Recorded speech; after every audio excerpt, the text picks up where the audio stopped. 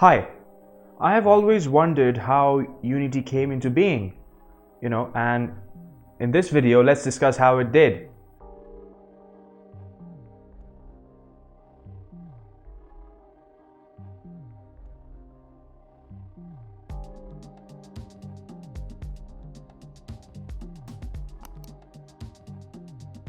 Unity was founded in Copenhagen, the capital city of Denmark, by Nicholas Francis, Joachim Ante and David Helgeson.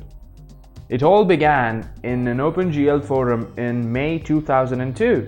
Francis posted a call for collaborators for an open source shader compiler for Mac-based game developers. Ante, who was then a high school student, responded. Ante and Francis were at that time working on their own game engines while also collaborating on the shader. The initial plan was to start a game studio with a robust tech infrastructure that could very well be licensed. Helgeson and Francis had worked together since high school on various web development ventures and short-lived attempts at film production. Helgeson also worked as a freelance web developer and provided help in the project wherever possible. Helgeson, according to Ante, was good with people and more business-oriented. So he took the CEO title after they failed to find someone more experienced. It was after 2 years that Ante and Francis extended the title of co-founder. They recruited people to help them for free while also prototyping a bunch of ideas. The diversity of these ideas is what resulted in an engine that could do a lot of things. Now, there were two challenges that the team faced: commercializing the game engine and developing a good game that would show off the capabilities of the said engine.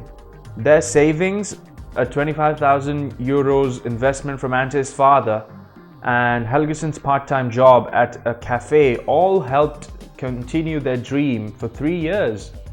In the second year, they got incorporated as Over the Edge Entertainment.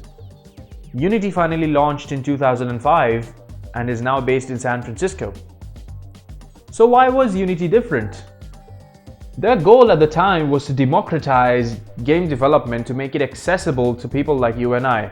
Now, I'm sure you've heard this term many times. Let's discuss what it means.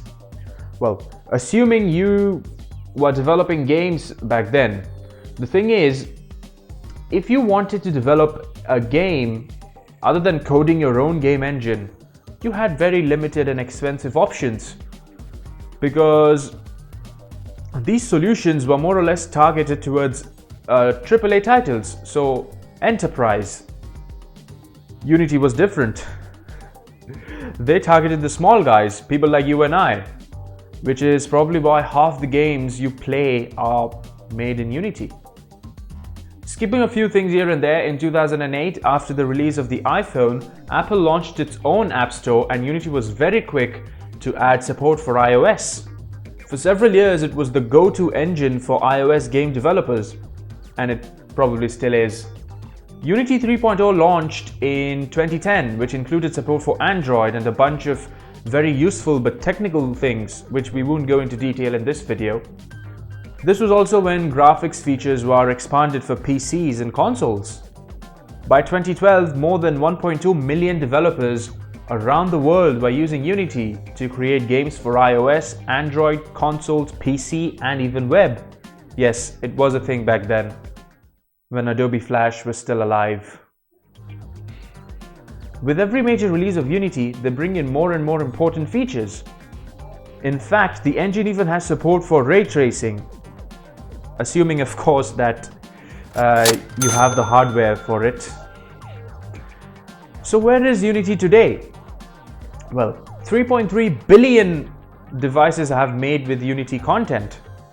37 billion installs of made with Unity content have been made, and 50% of games across all platforms are powered by Unity.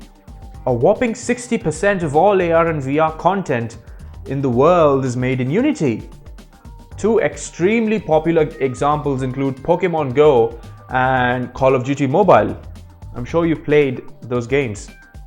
Well, If you made it this far in the video, thank you very much. I really appreciate it. If you liked the video, click the heart and make sure you follow my page for more such game talks. Now, I know this video was a little late because I was caught up in a bunch of different things, and I'm sorry to say, but there probably won't be another Game Talks video for a while now because exams just round the corner. But yeah, anyway. But the thing is, I've got a bunch of things for you to check out and explore. Okay, so you can go back and watch my previous Game Talk episodes, of course. You can hit up my YouTube channel and maybe learn something new. Or I also started a podcast along with my friend. Make sure to follow him as well. His page is Render Rush. I'll link it down in the description below. Anyway, so we started a podcast where we interview different people from the tech industry, and the first guest of our show was Vatsal, and we talked about AI and ML. It is in Hindi, of course, so if you understand Hindi, do check it out.